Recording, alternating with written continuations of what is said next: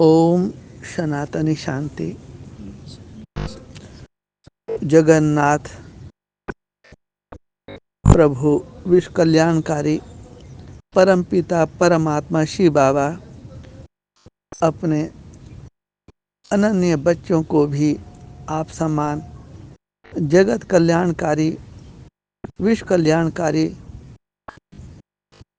अवस्था में स्थित होने की विधि बताते हुए बाप दादा बोले, सभी आवाज से परे अपने शांत स्वरूप स्थिति में स्थित रहने का अनुभव बहुत समय कर सकते हो। बाप दादा पूछ रहे हैं, आवाज में आने का अनुभव ज़्यादा कर सकते हो या आवाज से परे रहने का अनुभव ज़्यादा समय कर सकते हो। जितना लास्ट स्टेज अथवा कर्मातीत स्टेज समीप आती जाएगी उतना समय प्रति समय आवाज से परे शांत स्वरूप की स्थिति अधिक प्रिय लगने लगेगी। ये माता पिता बाप दादा का ये वचन है, ये वरदान है। इस स्थिति में सदा अतीन्द्रिय सुख की अनुभूति हो। इसी अतीन्द्रिय सुख में स्थिति द्वारा अनेक आत्माओं का सहज ही आह्वान कर सकेंगे। चाहे कितनी भी दूर आत्मा बैठी हो, वह भी तुम्हारे वाइब्रेशन को अनुभव करेंगी, तुम्हारी शुभ भावना शुभ कामना को अनुभव करेंगी। ये पावरफुल स्थिति विश्व कल्याणकारी स्थिति कहते हैं, कही जाती है। जैसे आजकल आप देखते हैं साइंस के साधनों द्वारा जब कोई भी चीज़ समीप अनुभव हो जाती है, दूर की आवाज़ टेलीफोन के साधन द्वारा समीप सुनने में आती है, टीवी द्वारा दूर दूर का दृश्य समीप दिखाई देता है ना। ऐसे टेलीस्कोप है, उससे आप आसमान में जो दूर दूर चमकते हुए सितारे हैं उनको आप नज़दीक देख सकते हैं। ऐसे ही साइलेंस की स्टेज द्वारा कितनी भी दूर बैठी हुई आत्मा हो, आप अपने शुभ वाइब्रेशन के पवित्र वाइब्रेशन के द्वारा उन तक संदेश पहुंचा सकते हो।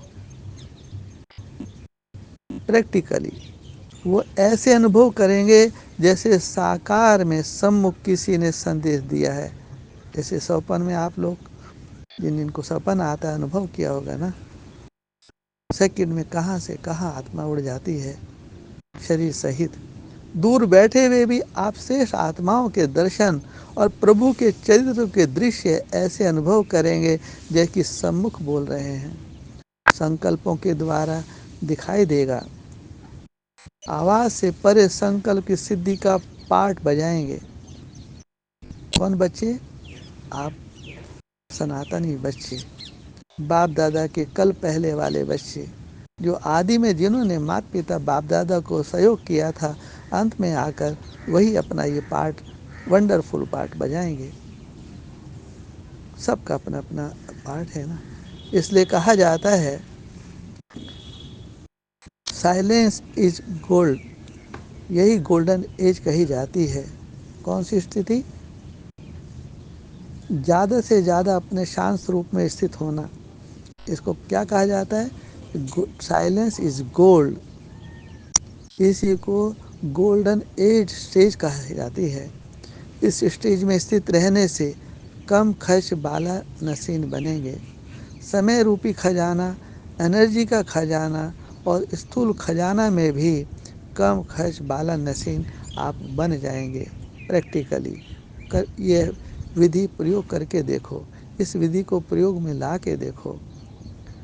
अभ्यास से असंभव भी संभव हो जाता है। इसके लिए एक शब्द याद रखो, वह कौन सा शब्द है? बैलेंस। कौन सा शब्द है? बैलेंस। शिव बाबा को याद करो और बैलेंस बना के चलो। हर कर्म में, हर संकल्प और बोल, संबंध व संपर्क में बैलेंस हो तो बोल, कर्म, संकल्प, संबंध व संपर्क साधन के बजाय कैसा दिखाई देगा? अलौकिक दिखाई देगा। लौकिक में रहते हुए भी तुम्हारे चित्र और चरित्र अलौकिक दिखाई देंगे, अर्थात चमत्कारी दिखाई देगा। हर एक के मुख से, मन से यही आवाज़ निकलेगी कि यह तो चमत्कार हो गया, यह तो चमत्कार है। समय के प्रमाण, स्वयं के पुरुषार्थ की स्पीड और जगत की सेवा की स्पीड तीव्र गति की चाहिए, तब विश्व कल्याणकारी आप बन सकेंगे। विश्व की अधिकतर आत्माएं बाप की ओर और आप इष्ट देवताओं की सफलता, आप देवताओं की प्रत्यक्षता का आह्वान कर रही हैं। मंदिरों में, मस्जिदों में, गुरुद्वारों में क्या हो रहा है? मंदिरों में घंटी बजा रहे हैं, घड़ियाल बजा रहे हैं, चर्च में घंटे बज रहे हैं और मस्जिदों में अजान हो रही है। किसके लिए? आप इष्ट देव का आह्वान कर रहे हैं। इसका कारण क्या है? अपने हद के स्वभाव, संस्कारों की प्रवृत्ति में बहुत समय लगा देते हो। लौकिक समय में, लौकिक जीवन में, लौकिकता में ज़्यादा समय देते हो और अलौकिक संबंध में, अलौकिक परिवार में समय कम देते हो। तो जैसा संग वैसा रंग। कुसंग डुबोता है और सत्संग जो है आपको उभारता है।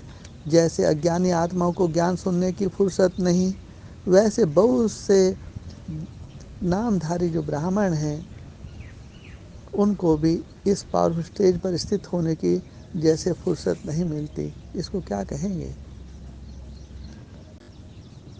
इसलिए ज्वाला रूप बनने की आवश्यकता है। बाप दादा हर एक की प्रवृत्ति को देख मुस्कुराते रहते हैं। आप प्रवृत्ति वाले हैं या निवृत्ति मार्ग वाले हैं? आप कुमार कुमारी हैं? आप कौन हैं? आप निवृत्ति मार्गी सन्यासी हैं या प्रवृत्ति मार्गी गृहस्थी हैं? तो बाप दादा दोनों को, निवृत्ति मार्गियों को भी और प्रवृत्ति मार्ग को भी देख देख मुस्कुराते रहते हैं कि कैसे टू मच, अर्थात बहुत ज़्यादा बच्चे बिजी हो गए हैं लौकिक कार्यों में।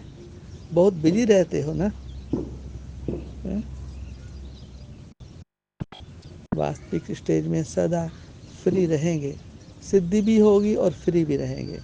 जो आपका ओरिजिनल स्टेज है उसको अपनाने से क्या होंगे? आप उस स्टेज में आप मन बुद्धि से फ्री रहेंगे, मन बुद्धि पे लोड नहीं देंगे और सिद्धि भी हो जाएगी। हाँ, सिद्धि को प्राप्त कर जाएंगे। जब साइलेंस के साधन धरती पर बैठे हुए अंतरिक्ष में गए हुए यंत्र को कंट्रोल कर सकते हैं, जैसे चाहे जहाँ चाहे वहाँ मोड़ सकते हैं। जैसे आप मोटर गाड़ी चलाते हैं तो जहाँ चाहे मोड़ सकते हैं, जहाँ चाहे ब्रेक लगा सकते हैं। तो साइलेंस के शक्ति स्वरूप इस साकार सृष्टि में श्रेष्ठ संकल्प के आधार से जो सेवा चाहें, जिस आत्मा की सेवा करना चाहें, वो क्या आप नहीं कर सकते हैं? ये शरीर भी तो परमपिता परमात्मा ने, माता पिता बाप दादा ने आपको किस लिए दिया है? सेवा के लिए दिया है ना। आप मंदिरों में क्या कहते, तेरा तुझको अर्पण क्या लागे मेरा। अब अर्पण करने का समय है तो छाती विदीर्ण क्यों होती है? क्यों डरते हो? अमानत में ख़यानत नहीं डालनी चाहिए ना। प्रभु की अमानत है, उनके अर्पण करना चाहिए। बोलते ना, जितना अर्पण में था उतना दर्पण में था। जितना आप अर्पण होंगे उतना दर्पण के समान आप चमकेंगे। लेकिन अपनी अपनी वृत्ति से परे अर्थात उपराम रहो। जो सभी खजाने सुनाए बाप दादा ने, वह स्वयं के प्रति नहीं, विश्व के कल्याण की भावना के रख करके विश्व कल्याण के प्रति यूज करो। समझा? अब क्या करना है? आवाज़ द्वारा सर्विस, स्थूल साधनों द्वारा सर्विस और आवाज़ से परे सूक्ष्म साधन संकल्प की श्रेष्ठता, संकल्प शक्ति द्वारा सर्विस का बैलेंस प्रत्यक्ष रूप में दिखाओ, तभी विनाश का नगाड़ा बजेगा। बज तो चुका है, दिखाने वाले दिखा भी रहे हैं। विनाश का नगाड़ा तो बज चुका है। समझा? क्या वो नगाड़ों की आवाज़ आपके कानों तक पहुंची? या अभी भी कान बंद है? तो अपने कानों से उंगली निकालो, यथार्थ को सुनो, यथार्थ को समझो, गफलत नहीं करो। आप बच्चे प्लान्स बहुत बना रहे हो, हम ये करेंगे, हम वो करेंगे। अरे बाप दादा भी प्लान बता रहे हैं। जब बाप दादा आपको प्लान बता रहे हैं तो अपने प्लान्स क्यों बनाते हो? Waste of time, waste of money, waste of energy. Balance ठीक नहीं होने के कारण आप बच्चों को मेहनत ज़्यादा करनी पड़ती है। फॉलो ब्रह्मा बोला ना। तो विशेष कार्य के बाद विशेष रेस्ट भी लेते हो ना। जब जब मेहनत करते हैं तो रेस्ट भी दिया जाता है ना शरीर को, मन बुद्धि को। फाइनल प्लान में अथकपन का अनुभव करेंगे। जो बाप दादा को जो फाइनल जो प्लान है उसके अनुसार आप लोग अपना कार्य करेंगे, कर्म करेंगे, तो उसमें मेहनत नहीं, मोहब्बत में मेहनत नहीं होती है। अथकपन का आप अनुभव करेंगे। करके देखो प्रैक्टिकली। ऐसे सर्वशक्तियों को विश्व कल्याण के प्रति कार्य में लगाने वाले अनन्य सनातनी त्यागी तपस्वी बच्चों को संकल्प की सिद्धि स्वरूप स्वयं की प्रवृत्ति से स्वतंत्र, सदा शांत और शक्ति स्वरूप स्थिति में स्थित रहने वाले आप सर्वश्रेष्ठ आत्माओं को बाप दादा की याद प्यार और नमस्ते नमस्ते नमस्ते। ओम सनातन। शांति शांति शांति।